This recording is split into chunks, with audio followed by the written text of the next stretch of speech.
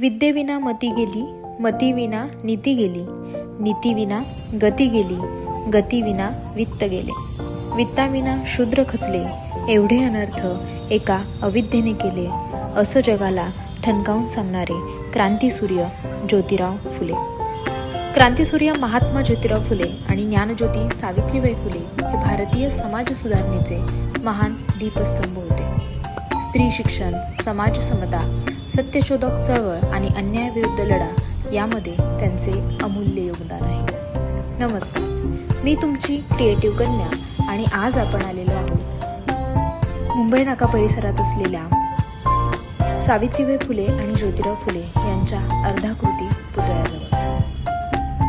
मित्रांनो, मुंबई नाका परिसरातून जात असताना मधोमध असलेला हा अर्धाकृती पुतळा सर्वांचं एक आकर्षण ठरतो.